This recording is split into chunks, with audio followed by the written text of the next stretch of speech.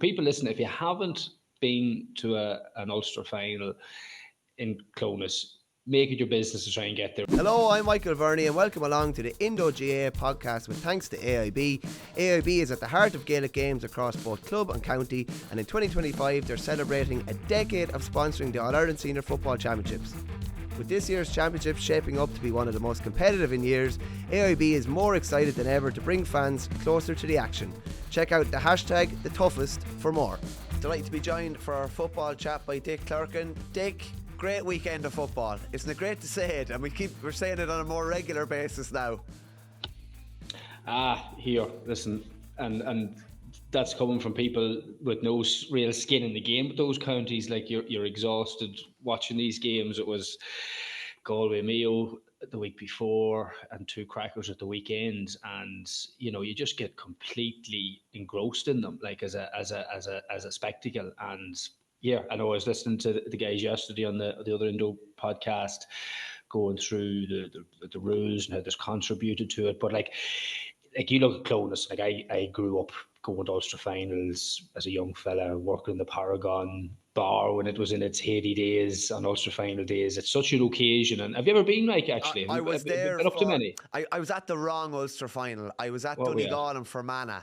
Now, it was still a great occasion, but the game didn't live up to it. It was over after 20 minutes. But even Dick, walking down the road going into Clonus, you're like, because I wouldn't be the most punctual, as you well know from the start of these podcasts from time to time. So I left it quite late and I pulled in to get a bit of food, and I was like, 40 minutes before throwing, like I parked about 4 miles away, I'd say, and ended up kind of running. But like you see the scene coming in, it's something else. It is, like, and I've like just such vivid memories, like from Anna Street, and for people listening, if you haven't been to an Ulster final in Clonus, make it your business to try and get there over the next 5 years, because unfortunately there is still plans afoot to develop Casement Park, and that might be a thing of the past. But like, it's one of those unique sporting occasions that there's very few of them like that in Ireland.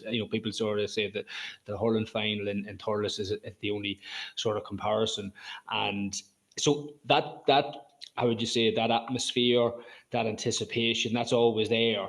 But sadly, over the last number of years, you haven't got the games, but then when you get the game that feeds into it, just becomes this absolute, and the colour, the noise, like there's a great amphitheatre. It's sort of down under the ground a wee bit.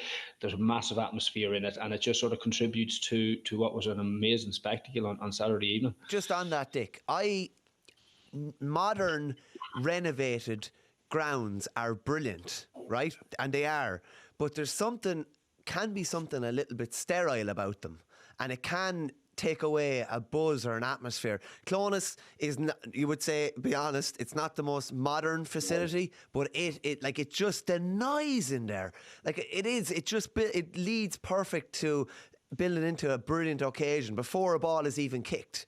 No, my first Ulster final, I was privileged enough to play in 5 Ulster finals, like 1, 2, probably left a few behind, but I'll never forget the first Ulster final we played. It was in 2007 against Tyrone, and that was all I was Celtic Tiger, things were good, and there was a 35,000 capacity in Clonus, down to 28 now, just with the terraces and health and safety, and I'd say it was 2-1 Monaghan. And I'll never forget, I'd never experienced the roar and the noise coming out on the field, to the point that it shook me. It did. It sort of knocked me back on my feet for the first 10, 15 minutes. I remember saying to Drew Wiley when we went back there in 2010, I put earbuds in my ears. I said, Drew, maybe do the same, because the noise, if you've never experienced before, it might just sort of knock you back on your heels, and it is. And you're like a horse going down to the start, a buzzy horse, and they put the earplugs in. Problem is, they put fucking blinkers on me as well for the first 10 minutes. But it was, and I remember all those days of it. And again, obviously the ones you win, you have the after of it, but even just the build up, and you were.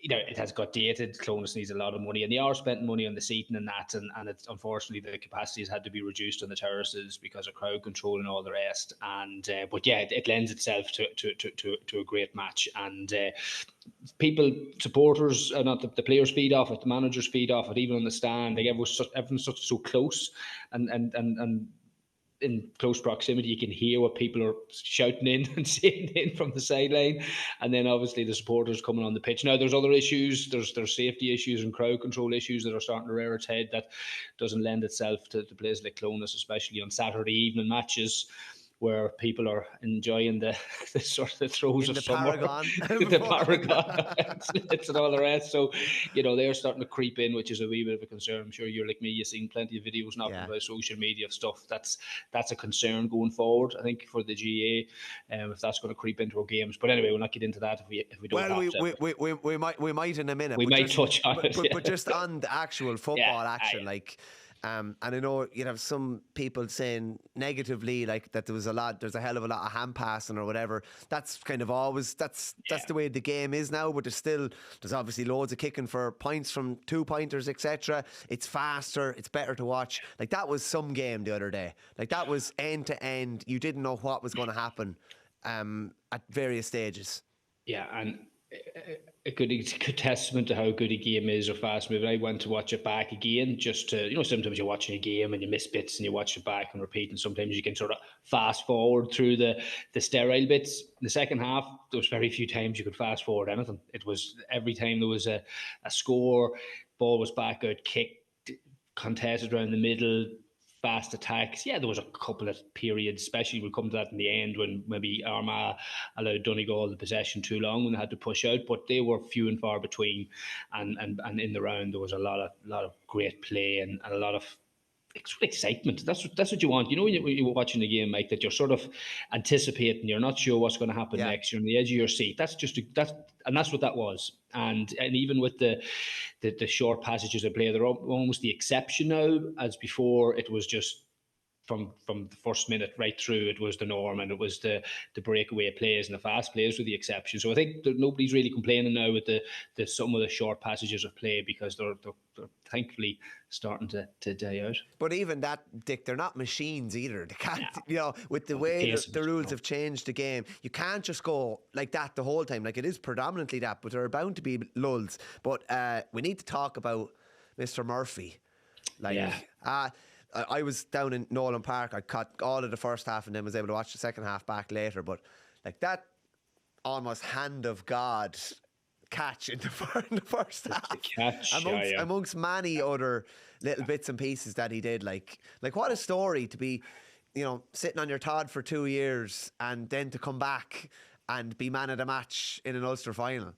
It's actually remarkable, and I suppose because you just sort of associate Michael Murphy, Jim McGuinness, Donegal, Ulster finals, it's just, wash and repeat, go again. But he was gone, he was retired. Yeah. Albeit prematurely, we can say that now, but that doesn't happen. Yes, players on occasion do come back. I'm struggling to think of too many examples of someone coming back to have such an impact, and who knows where the season ends. They're now arguably front runners, or very close to it, Galway possibly on Kerry for the All-Ireland. Jesus, if they go the whole way, I don't know, there's a bloody Netflix series in it, never mind a chat and a podcast.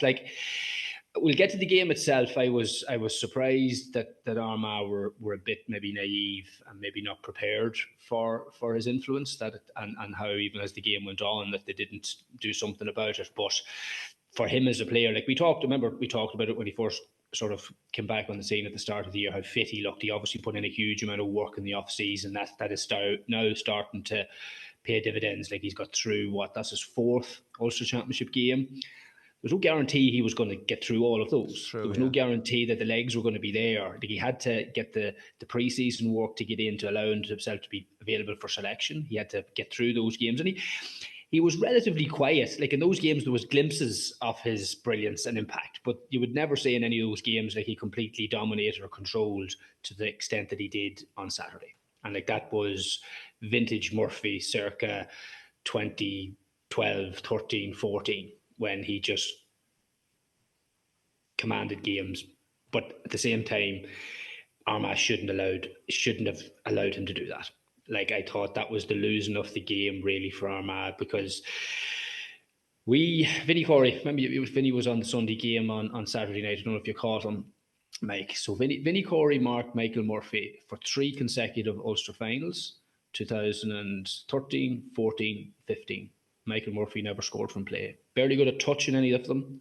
Now, nor did Vinny. Probably between the two of them, they probably kicked the ball a half a dozen times in the 3 games. But Vinny just knew how to mark him. He knew the discipline that was needed to just stay on his shoulder, contact all the time, shadow him every inch of clonus, making sure that he's between himself and the goals at all times and not letting him do that wee sort of step off, that wee separation that Billy McMahon talked about yesterday. Armagh didn't have anyone willing to do that.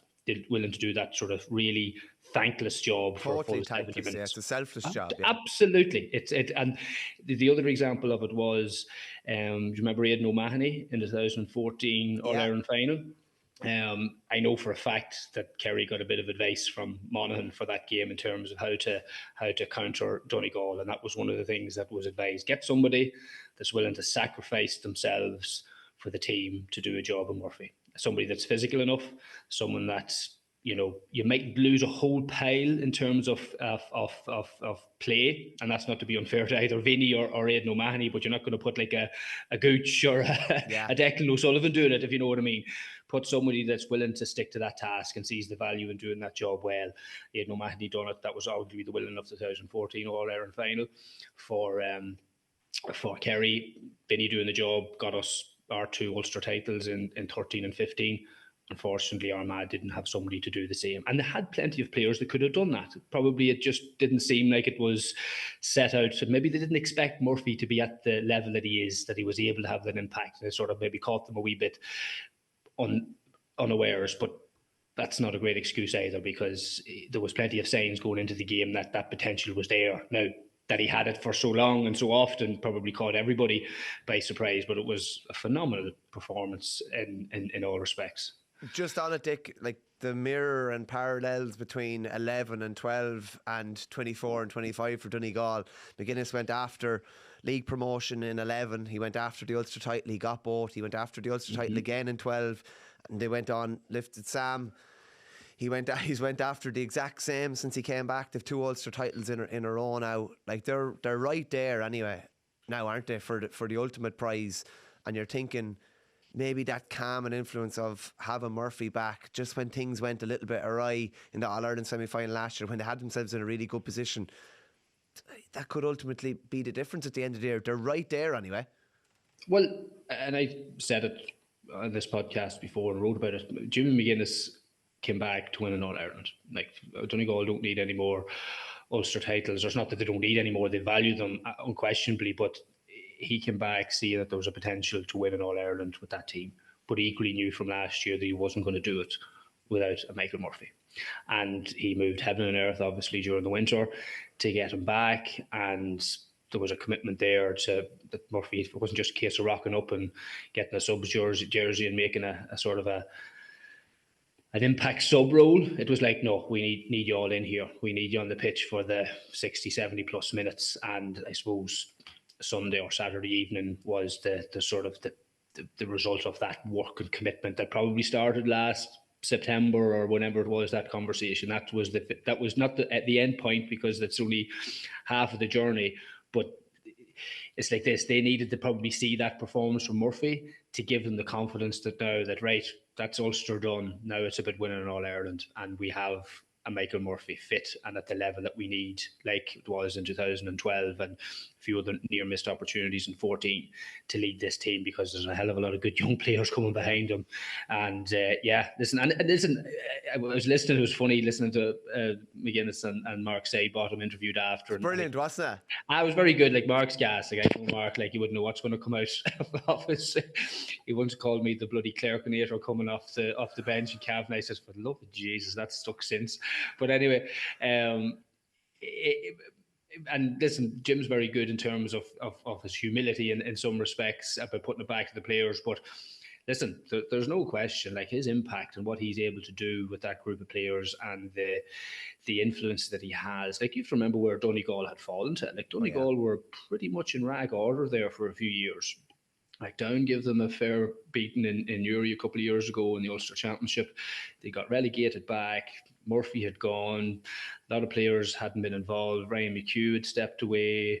Owen McHugh had gone. There was a lot of players that you got the sense that, right, that's that Donegal team sort of wrapped up and they'll rebuild, but it was going to take them a few years to come back.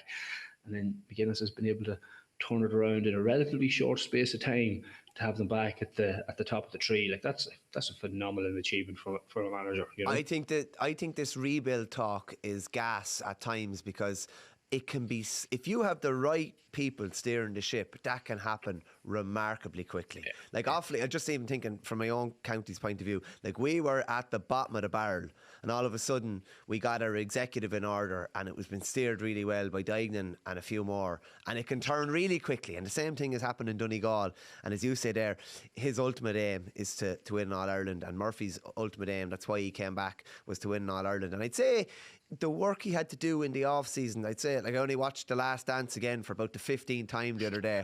I watch it, like nip in for 15 minutes and then watch the next 15. Over the course of about a month, you watch it all over again. But you're kind of thinking about how Jordan had to reshape his body after going to baseball and then coming back from baseball to basketball, and I'm sure Murphy had to do that as well. And even he's not the man-child from 2012. He's not this big, huge guy. He's a lot slimmer. He's a lot more mobile now. But the innate kind of power is still there.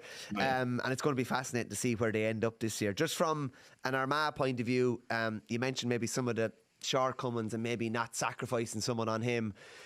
They still, like, it's amazing. They still haven't been beaten in regulation time in something like 3 years in a championship game. It's all penalties or extra time or whatever. They're still so close. And ultimately, what happened last year could easily end up happening again. And a certain Rian O'Neill rocked in with them on Sunday as well. And he's going to be a massive player going forward into the rest of the championship. No, absolutely. Like it's very tough on Armagh to have to sit now and listen to the likes of ourselves trying to reverse engineer reasons why they didn't win the game. Like again, 3 Ulster finals in a row beaten in extra time. Mother of Jesus! Like what? Like that's just down to luck. There's no deficiency in the team because there's so many instances in a play or scores for and against that on average, it should you should get the rub of the green in one of those games, and they've got none of them, and must be desperately disappointing for them. Now, obviously, they have the All Ireland in the bag that sort of softens that blow, but I know like McGeaney and all those players would dearly love an Ulster medal, and they deserve one. People say, "Oh, you don't deserve anything, you go out and win it." Like they do deserve one now at this stage. They've done enough. They've been in enough finals. They've gone down the straight with great teams to get it. They just sort of fell short again. And the finest of margins, you look at McFadden's goal, just sort of swung a leg at the top corner, like something you'd see in Match of the Day. But like another 10 times that ball doesn't go in the net, whereas Armagh's chances sort of clip the post. Like, that's not down to anything but just sort of luck and misfortune. So desperately tough on them. But yes, they're sort of a wee bit short stacked at the minute with some of their sort of top players from last year. They're going to need them back. It's a different game now. They have to sort of go through a tough All-Ireland series now, and to win an All-Ireland, even coming out of the group, you're going to have to beat 3 bloody good teams to win an All-Ireland, and Armagh are going to need all their best players back because they're just that marginally short against to win an All-Ireland and even to win an Ulster title. That they had that extra margin last year to get them over those tight games against like Kerry and Galway in the final. So great to see Rian O'Neill back. Great for him personally. It was always a sort of an unfortunate sort of subplot to Armagh, especially after last year. So it was great to see him in the stand. Now hopefully we can see him back on the pitch because like the new game's just made for him. Like Jesus, totally. 2 pointers, my God! Like you talk about small margins, he's at least. I always sort of break players down. What's their impact on a team if they're in the team or not. Some players are quite neutral. Like let's be honest, you can sort of replace them in and out, and the team's not really going to suffer. The boy off the bench is going to do as good a job on them. Boys like Rian O'Neill adds at least 2 or 3 points to a team. Better. That's it. That's the influence he can have. He can get scores that nobody else can. He can get, especially now, 2 pointers. Like he was getting 1 pointers from those distance. Now they're worth 2. So we'll see where his fitness is. I don't know, has he been keeping fit? Is he like the pace of the game now is not for the faint-hearted? So if he hasn't been doing work, it'll be difficult for him to get up to the pace. Maybe it'd be an impact sub role. we'll see. But good for Armagh, good for the game that he's back. You mentioned the quality of games they have coming as well. He'll have plenty of time and he'll have 210 minutes plus, maybe the guts of about 225 minutes in that group stage. It'll be interesting to see how much he plays, but I'd say he'll get quickly back up to the pace again if he's exposed to those minutes. So it's going to be interesting to see. Yeah. Dick, you touched on the kind of melee after. It was literally seconds after the final whistle, from the footage, which maybe won't be able to be used by the column Keith had in our paper today, that won't be able to be used by the CCCC. But like there is an onus on players to be gracious in victory and defeat, and that's just not the right way to win. And I'm not condoning the reaction, but it's the reaction of the Armagh bench or whoever was involved there. But it's a very natural reaction as well when someone shoves something in your face too. So both parties are to blame. One party set it off and the other party reacted to it. But if the first party doesn't do what he does, as in the Donegal player, every action has a reaction. It wouldn't have happened had he not done that.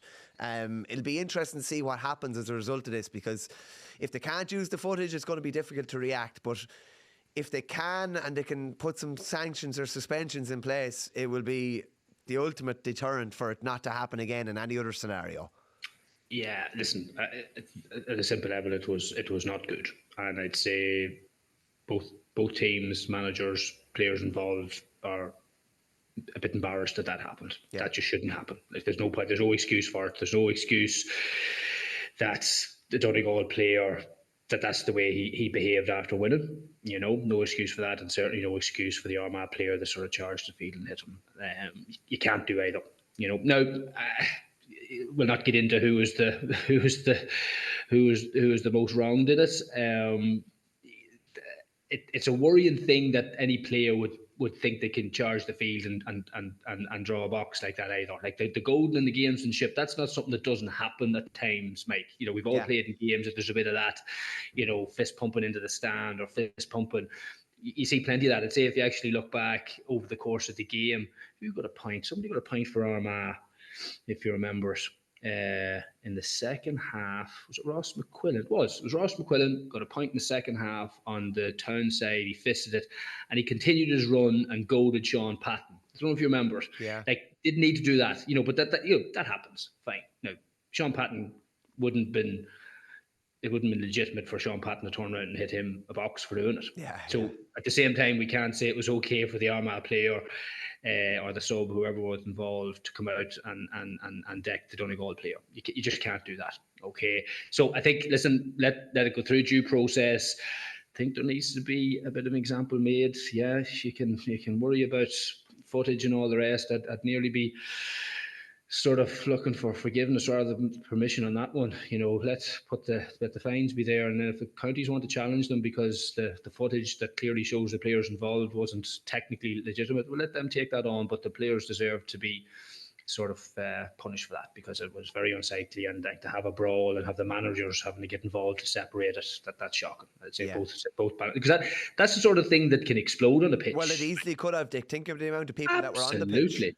And supporters, and let's be honest, at that stage you're an evening full of drink and all sorts, and the emotions are high. That's the tinderbox sort of environment that things can kick off. So, if there isn't an example made of players, the players involved in this, there's nothing to say that mightn't happen again, or there certainly won't be a deterrent. So we'll see. It'll be interesting to see. I'd be removing red tape there now. Oh, absolutely. Making sure that some sort of sanctions are put in place. Dick, the Leinster final on Sunday, it's just such a novelty to, like, I was off on Sunday because I'd worked on Saturday, and it just building up to it all day, and then you see what's going on in Croke Park, and you can almost feel the telly kind of reverberating back at you, and you can see the amount of people that are there, the colour that's there, the buzz that's there, and the excitement around it, and it kind of lived up to the hype as well, and it went right down right down the clutch, and it was so fascinating at the end. And boys can say, and people can say what they like about the keep ball at the end, but there's so much jeopardy involved in that as well. Oh, I was screaming at the telly. I was like, you asked me, young fella, I was roaring at the telly about Louth going back, and I said, Jesus, dude, just get it. The last play, that the only thing that could cost Louth that game was a goal from Meath. And what did Louth do? Bring the ball the whole way back into the 13. I was like, what mother? Anyway, like, I was raging, didn't get it. I had an under 12 team up at a tournament in Crossmaglen all day on Sunday morning from like 9 to. If I had got away a wee bit earlier, I would have got home. But we progressed well, thankfully, to the semi final, and it was too late to get down the road for the match in Croker. So I just got home and I was exhausted and sat up with a beer and just enjoyed it. Like, I've a lot of connections. I lived in Drogheda for about 8 years back in the day when I was working, Mike. So a lot of Louth people, a lot of Meath people, and I knew a lot of people going to the game. And I was working there in 2010, and I knew the ill feeling that sort of lingered from that. So, like, I was supporting Louth. That was sort of me interest in sort of laying it. Even though I know a lot of good Meath people, and I was just so delighted for them. Like, they didn't play well, and I'd say if they look back, they sort of got away playing, at maybe about sort of 70%. Like, they relied on a few moments of magic from the likes of young Lennon and then Sam Mulroy sort of stepping up when it looked like, sort of the occasion got to him, and me sort of, as we sort of alluded to, Mike, that were they going to be able to bring the same level of intensity and energy that they did against Dublin, and they didn't. Now, they were the better team, Dick, for 45 minutes, but the goals really, really hurt them. Like, they should have been 7 or 8 up, probably, realistically.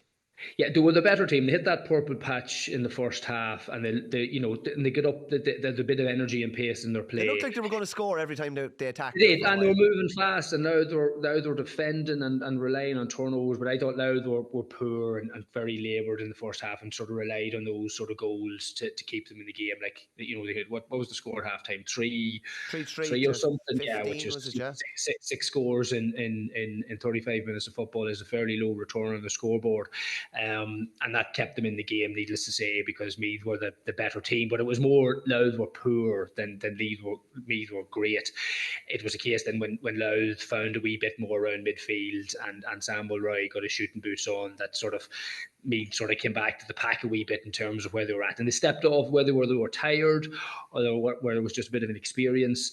Like, they showed far too little aggression and intensity in the tackle, pushing out, trying to turn Meath over in that last quarter when the game was there to be won. Like, they'd done enough to win that game, but they sort of handed it to Louth to go and win it, as opposed to go and try and win it themselves, which I'd say when they look back, they'll be disappointed with, because, as you say, look at their first half performance, the pace and energy that they had going forward, and they're able to create scores. Did very, very little of that in the second half, which is disappointing for them. But at the same token, they probably just don't have enough tar laid at this stage to sort of deserve a provincial title, and maybe that's a learning curve for them. Whereas Louth, that's their third final in a row. They managed the game really well. Like, they do, and big game experience. Like, Croke Park's a difficult place to play, very intimidating if you haven't been there before, and especially on finals day. And that's the first experience a lot of those Meath players would have had. Whereas even though they took, defeats to Dublin, Louth went through that and competed actually well against Dublin last year. So all that feeds into building your confidence and capacity to sort of see those games out in the way Louth did, that they seemed a bit more comfortable in the surroundings, whereas Meath sort of like a sprinter tightened a wee bit coming up to the line. Yeah, the scenes in Drogheda and RD in these places, it's brilliant to see. Like, we've had 3 out of 4 provincial finals were top class entertainment, like, and real good results, and going right down. Like, it was brilliant. Listen, the last couple of years we've done not only give out about the provinces and whatever, and listen, it's probably still skewed going into the All-Ireland stages, but they've been 3 out of 4 brilliant finals. Huge. And like the Louth one especially, like, because obviously in Connacht and Ulster, they're the top teams in the province, and still probably a bit of a reach for the other chasing teams. But whereas in Leinster, like, there's not too many teams in Leinster that wouldn't fancy that they could beat Louth. So like you have the likes of Westmeath, Kildare, obviously Meath, Awfully. who else? Offaly, Laois. If they can raise their game a wee bit. Um, it gives them hope, is what I'm sort of saying. It gives them, if the cards fall for you, that there's a pathway there to either get to a final or to win a provincial title, which is a huge thing for the province now going into next year. But I remember, just give me a second on this now. So 12 months ago, I was doing a bit of work for a client in Meath. Now, it was with a gentleman called Seamus Torres, who sadly passed away in the last 6 months. Hugely passionate Louth man, would have been very involved in this club and Louth GA. And Louth were going okay at the minute. I remember they were going down to play Dublin in the Leinster final. I says, he was a wee bit sort of despondent. I said, Jay, Louth just need to compete, right? Don't be going down there thinking they're going to win. Compete and keep improving and stay in the race, because there's a good panel of players. And he was asking me about Monaghan. They says the reason Monaghan succeeded, they kept in the race. They never give up. They never sort of, just when they had a few tough beatings or a few tough years that players retired or sort of took a step back, you stayed going. And you might know when it's going to happen, but the cards will fall for you. Something will happen that, an opportunity to win a provincial title will just sort of land on you. But if and that happened for Louth this year, right? Would they have beaten Dublin in Croke Park? Probably not, let's be honest. But they didn't have to. Meath done that job for them in Portlaoise. And that was sort of maybe the luck that benefited Louth in this occasion. But they stayed in the race. All those good players that had sort of bit by bit, layer by layer, had Durnan, Grimes, Burns, Samuel Roy. They all improved bit by bit to when that day came on Sunday. They were a better team and a better prepared team. A lot of other counties in that sort of middle ground, Mike, though some of those players might have retired or went travelling or taken a year out or whatever, that Louth team kept sort of building, even though it was a change over managers. And I sort of am just sad now for like Sachet. He passed away in the last 6 months suddenly, but he'd be looking down, with a big smile on his face, and a lot of Louth people who are hugely passionate. Jesus, there's a huge passion for GA or Gaelic football in Louth, Mike. You probably wouldn't be up to it, but they're very traditional county, going back to the All-Ireland wins in the 50s, and it's just great for them because they have put in the effort, they have put in the time over the last 3 or 4 years to get to that point. Yeah, it's delighted for them. Yeah, what you say there is really interesting, because squads can sink or swim. They can get to a level and they can ease off and think it's never going to happen a small bit, or just not go after the little percents, or they can stay going after them. And you have to always have, like, even looking at teams down through history, and even the likes of Mayo that keep coming back, right. Teams that you have to just keep doing everything you can do, and sometimes it does just fall into place eventually, very often the toughest place to be, I found over the years, Mike, was in that middle ground where you weren't at the top winning, and at which is quite easy because, geez, you're competing for Ulster titles, Division 1. How would you not want to get involved? That's not difficult to motivate players and management and supporters and all you need. Similarly at the bottom, when I started with Mon and we were at the bottom, that wasn't difficult because there wasn't a whole pile of commitment or effort, no expectations, and so it was.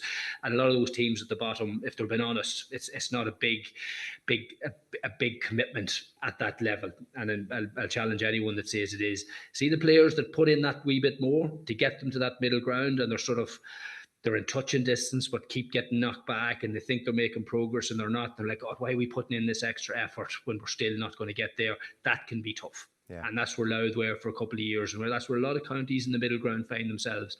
Sometimes, as I say, you just got to stay in the race. You got to keep committing, and you never know when the cards will fall for you. But if you don't, if you take I would say the easy option, it's not an easy option to step away, but if you take that option, you'll never know. So I'm just delighted for all those Louth players that didn't sort of hand in their stripes when a lot of other players might have, and they got their just rewards. Expect some angry calls and texts from teams down towards the lower echelons. I was there. I know that. I know what Monaghan was like when we were in that, and it wasn't what Monaghan have liked in the last 15 years. So I think that there's that's another day's conversation in terms of everybody putting in the same effort and commitment. I'm sorry, they don't.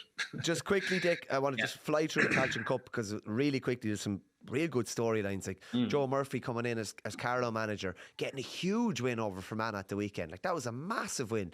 He's only in the job probably for about 5 weeks at this stage. That was a huge one. Luke Loughlin firing 117 for Westmeath. The old High Rocks, or whatever he's doing outside of football as well, is obviously doing him no harm. And the other story which I thought was interesting was Philly Ryan, the tip manager, got hip surgery there a couple of weeks ago, so he actually wasn't on the sideline in Tubbercurry when they played Sligo at the weekend. He was watching it via stream and been incommunicado with the rest of the management team, which I can't imagine how difficult and frustrating maybe that must have been at times. But lots of interesting stories from the Tailteann Cup over the weekend. Offaly getting a good win over Wicklow as well, and hopefully from our point of view anyway, stopping what has been this slide that we've experienced anytime we've gone near the qualifiers or the Tailteann Cup as well. Anything in particular, Dick, stand out from the second tier football? Well, I think what you're looking for in the Tailteann Cup in the early stages is who's engaged, who's interested in this, and who's sort of maybe just wrapped it up for the summer. And you can sort of tell that sort of early doors. Like if you remember, was it last year, the year before, Mike Offaly sort of got hammerings, and they sort of just folded their tent early doors, and you just sort of said, well, they're just not interested. And was probably players went travelling or whatever. You're not find out because nobody probably cared to report too much on the Tailteann Cup team. Certainly those that are getting beaten. So you're looking for teams that are obviously sort of showing an interest. Offaly is definitely one of them. Laois and Kildare. Like Kildare, in fairness, like a couple of weeks ago, we were sitting here commending Leitrim for their efforts in bringing sort of Mayo to the wire. So Leitrim aren't a bad team, and Kildare put 36 points on them. So that shows that Brian Flanagan and that set of Kildare players are treating the competition with good respect. So there's enough teams now there already after the first weekend of action to sort of say, you know what, this could be a good competition this year. There's enough teams, and even Westmeath putting a big score up against Antrim, that they all want to go and win it. And they sort of see now, looking at Down last year, God, we win this, we're in the All-Ireland series, and we can compete in that because the gap isn't just as big. There's those couple of teams at the top of the Tailteann Cup level, like I would expect Down to compete this year. They'll say, it's go and win this now. It's only a couple of months' effort of even that, and sets us up for All-Ireland football next year. So it's a great carrot, and it's great to see teams obviously putting their best foot forward in the early doors. So hopefully there's more of that. And then when you get to the playoff stages, there should be some great games in it. Yeah, great stuff, Dick. Thanks a million. We'll be back again next week to review all the action. Another crazy busy GA weekend coming up. But Dick, thanks a million for your time.